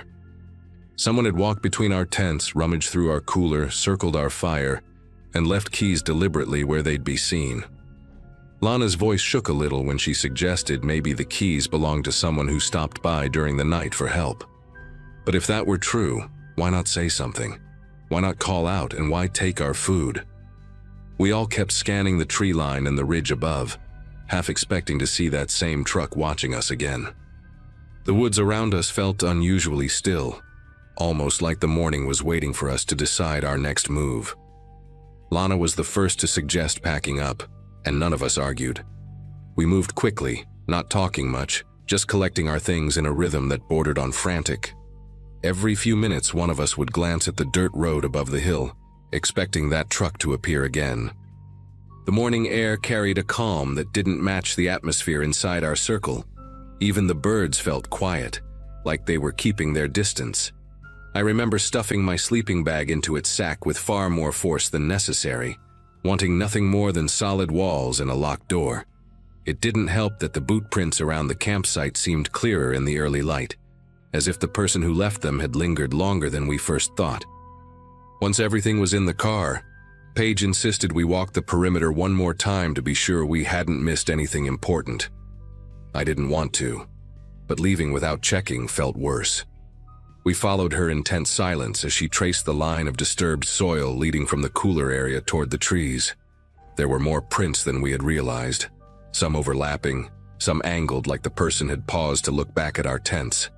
A broken twig here, a faint scuff on a rock there. At one point, Ivy crouched to examine a mark on the ground that looked like someone had knelt beside the fire pit. Maybe that same moment we heard the faint clink during the night. We didn't find any other belongings or clues, just the sense that whoever visited us had moved with intention. The drive back felt longer than the trip in. None of us talked much. We were too busy replaying that night from every possible angle, trying to justify the things that didn't make sense. Lana kept glancing in the rearview mirror, and every time her eyes flicked up, my pulse ticked a little faster. When we reached the main road, Paige pulled the unfamiliar keys from her pocket and set them in the cup holder between us. None of us wanted to bring them home, but tossing them in the woods felt wrong too, like ignoring something we should take seriously. Eventually, we agreed to leave them at a ranger station on the way back to town. The ranger who greeted us took one look at the keys and asked if we'd found them near the old logging trails. We hadn't mentioned anything about trails. When we told him which campsite we'd used, he let out a slow breath and said they'd had scattered reports over the years of a man who drove an older pickup through the back roads, watching campsites from a distance. No violence, just strange behavior, early morning tire tracks, missing food, objects moved around, little things left behind. No one had ever caught him, or even gotten a description clear enough to help. According to the ranger, the keys didn't match any recent lost item reports. He promised to log them anyway, and told us we'd done the right thing leaving. That was the final push we needed. We went straight home and never camped in that area again. I still think about those footsteps in the dark and the quiet way that stranger moved around us, and I'm grateful every day that he left before any of us woke up fully.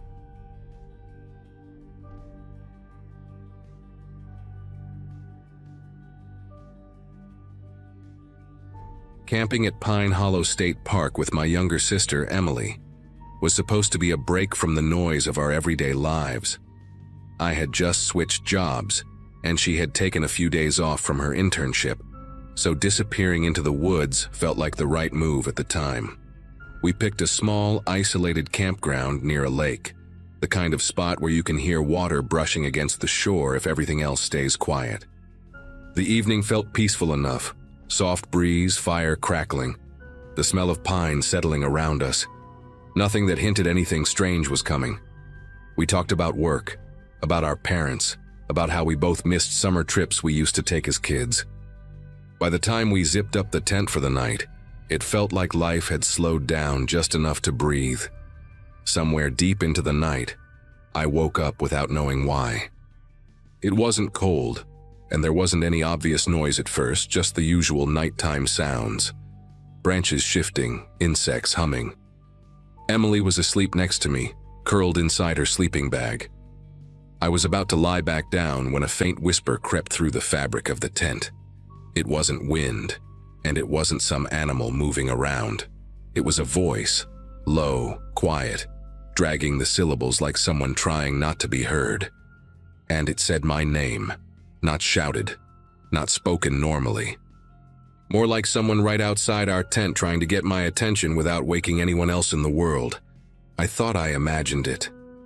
I held my breath, listening, trying to figure out whether it was coming from the lake or the trees behind us. Then it said Emily's name, in that same breathy, drawn-out way. My sister stirred a little, like she was dreaming, but she didn't wake up. I leaned closer to the tent wall, trying to see if someone's shadow would show through the fabric, but there was nothing. No footsteps, no crunch of leaves, just that whisper slipping between the trees, repeating our names like whoever it was knew exactly who we were. I told myself some campers nearby must have overheard us earlier and were messing around. It was the only explanation that didn't make me want to unzip the tent and run. In the morning, we walked the whole campground expecting to find a group of teenagers laughing about their brilliant prank. But every site was empty, not just empty, untouched. Picnic tables with a thin layer of pollen, charcoal grills without a single ember, fire rings that hadn't been disturbed in days. When we reached the small trail office by the entrance, the ranger checking his inventory told us we were the only people who had checked in the night before. His tone was casual, but he gave us a look like he was waiting for us to mention something.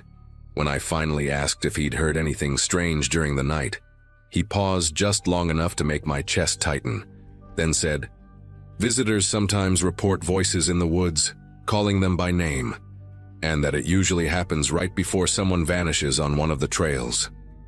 We tried to laugh it off as we walked back to our campsite, but the ranger's comment hung in the air like humidity before a storm. Emily kept glancing toward the tree line, the way you do when you feel like someone might step out at any second. I kept trying to think logically. Maybe the ranger was just trying to scare us into staying on marked trails. Maybe he exaggerated the stories. Maybe the whispers were just the wind shaping itself strangely through the branches. But none of those explanations lined up with the fact that the voice had used our names, spoken clearly enough that I recognized the exact tone. As we cleaned up the campsite and decided to take a short hike anyway, I kept replaying that whisper in my head, trying to convince myself it wasn't as clear as I remembered. The trail we picked was quiet in a way that didn't match the early afternoon light. Birds weren't making much noise, and even the leaves overhead seemed still, as if the whole forest was waiting for something. Emily walked ahead of me, pointing out weirdly bent trees or tracks in the dirt, trying to distract us. But neither of us could completely shake the tension crawling between us. At one point, we reached a fork in the path, and a wooden sign pointed left toward the overlook. I suggested going that way, but Emily hesitated, staring into the cluster of trees on the right trail as if something there had pulled her attention.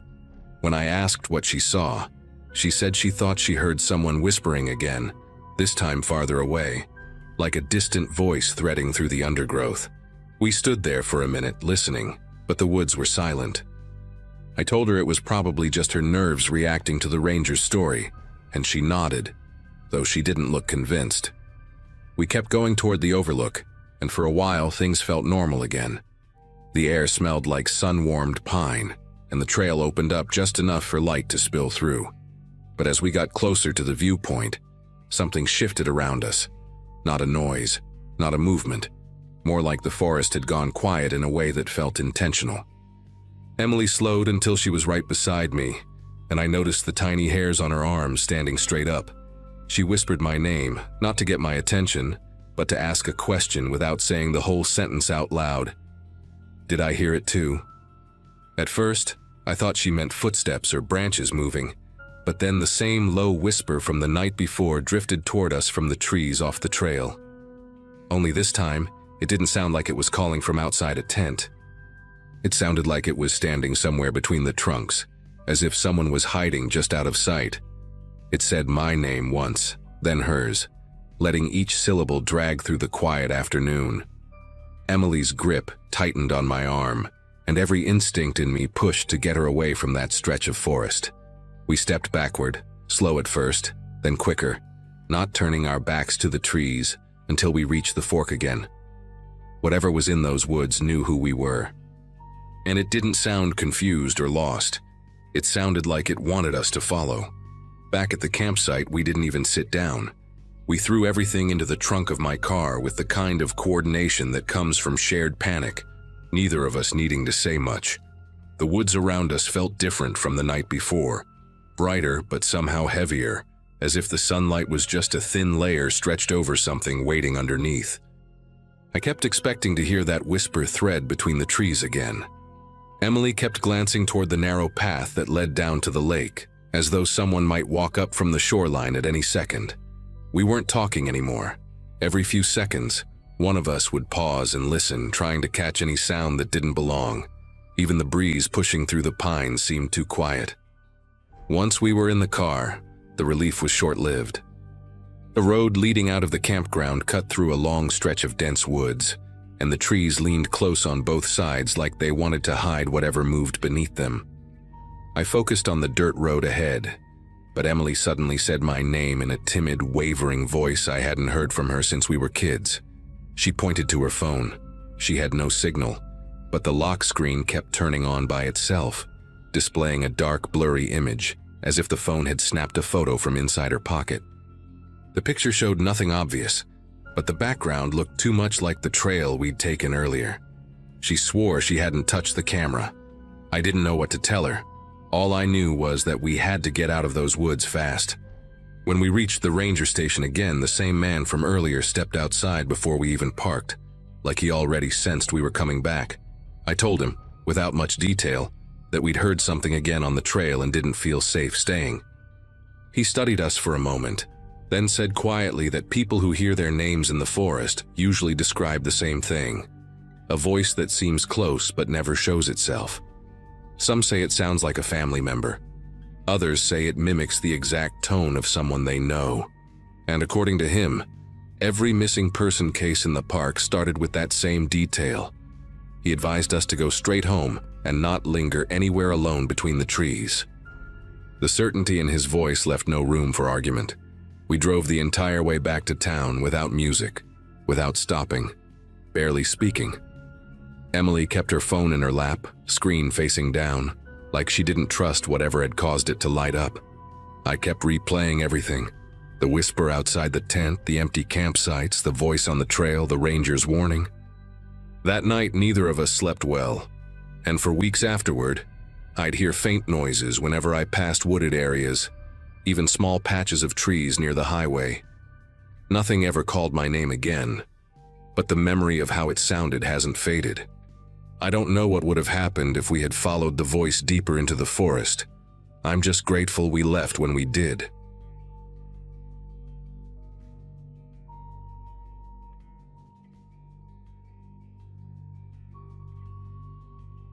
Mornings at that campsite felt like a break from everything I'd been dealing with at home, and that was the whole reason I'd gone out there with my dog, Milo. I was 16, stubborn, and convinced that a few quiet days in the woods would clear my head before school started again. Milo was the kind of dog people remembered. a reddish mutt with mismatched eyes and a strange habit of tilting his head like he understood full sentences. We'd been on that trail before, but this time the place felt heavier, like the air carried some kind of tension I couldn't pin down. I kept telling myself it was just because the campground was quieter than usual, with only one other spot occupied way down near the stream. I spent most of that day wandering around the area, letting Milo sprint ahead and catch scents, while I tried to settle into the idea of having actual peace for a bit. By late afternoon, the weather had shifted in a way that made the woods seem older, almost watchful. Milo kept pausing, staring toward the thick line of trees behind our tent with his ears pinned forward. Normally he was fearless, the type to chase after any sound without hesitation, but he kept circling close to me like he wasn't sure about something. I tried to laugh it off and tossed him a treat, thinking maybe he was just tired from the hike earlier.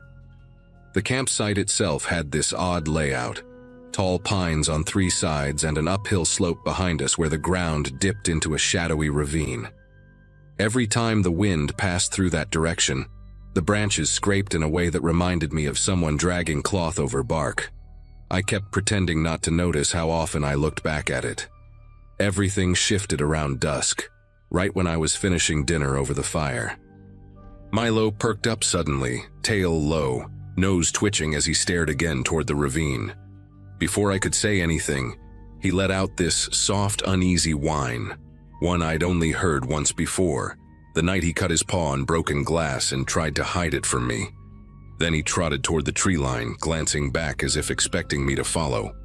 I called after him, telling him not to go far, but he slipped between the trees anyway. His footsteps faded fast, swallowed up by the thick layers of pine needles and underbrush. A minute passed, then two. Then the forest went still in a way that didn't feel normal for that time of day. When I finally called his name, the answer I got made my whole body react in a way I don't have a perfect word for. It was a whine, the same pitch Milo made when he wanted attention, but it echoed deeper in the woods, stretched slightly wrong, like someone trying to imitate him without understanding how real dogs breathe between sounds. The moment I heard it, I knew it wasn't him. Milo's real whine always had a tremble at the end, like he couldn't hold the note perfectly. This one cut off too clean, almost clipped, like whoever or whatever made it didn't know how to finish the sound naturally. I stood there, staring into the dark patch of trees where the response had come from, feeling this rising certainty that I shouldn't step closer to it, no matter what. I kept calling for Milo, but the woods stayed quiet except for that one strange response I couldn't get out of my head. It replayed in my mind over and over, the too clean ending, the way it seemed to come from farther away than Milo could have run in that short time. I waved my flashlight toward the trees, the beam catching on uneven patches of branches that looked like they'd been disturbed recently. Normally, Milo would have barked back or come sprinting toward the light, crashing through bushes without a care. But there was nothing. The longer I stood there, the more I noticed how the forest around me felt wrong for early evening. No insects buzzing, no rustling, no distant birds settling down. Just this thick silence that seemed to press against my ears. I kept telling myself he'd show up any second, but the part of me that knew Milo best kept saying something had lured him farther than he meant to go. Eventually, I grabbed the small camping lantern and stepped toward the edge of the ravine, stopping right before the slope dipped down. The ground there looked churned up in a weird way, as if someone had stepped repeatedly in the same spots, trying to flatten the grass. I crouched down, shining the light over the area, and spotted a few impressions that were definitely not from Milo. They were too long, too narrow, almost like footprints from someone walking carefully on the very edges of their feet. The spacing between them was strange too, like whoever made them had an awkward gait or was deliberately trying to mask their stride.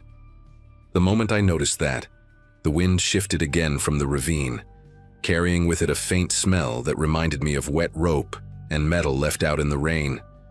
It wasn't a scent I'd ever associated with animals out here.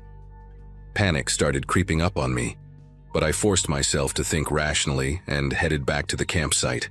I kept the lantern high, scanning everything: the tent, the cooler, the scattered gear near the fire pit.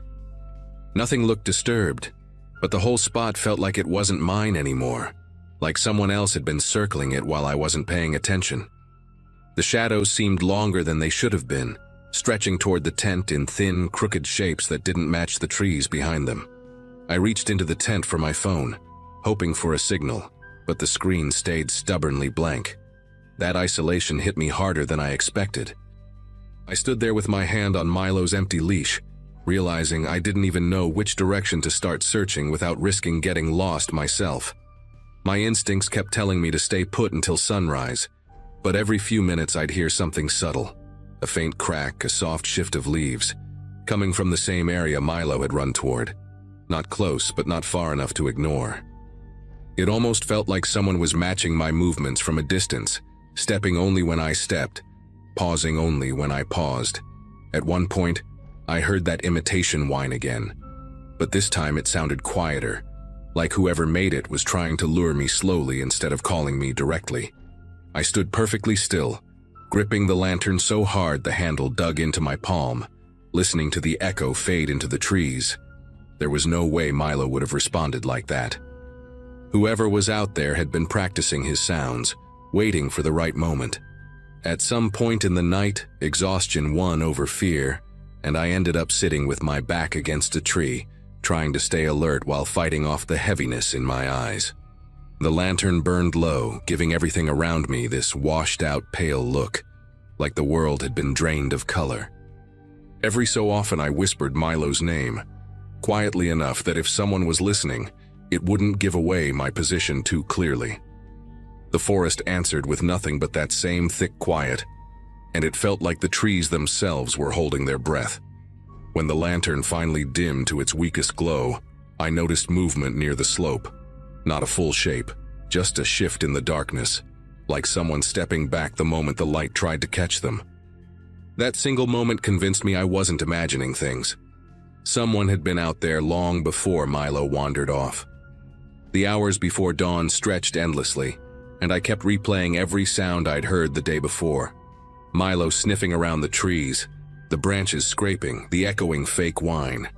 I couldn't shake the thought that maybe the thing, or person, had been circling us for more than just that evening. Around early morning, I heard a distant engine turning over near the trailhead.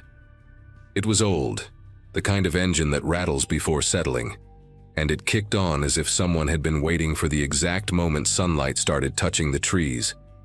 No voices, no doors slamming, no footsteps rushing away, just the engine humming steadily for a few seconds before fading down the dirt road.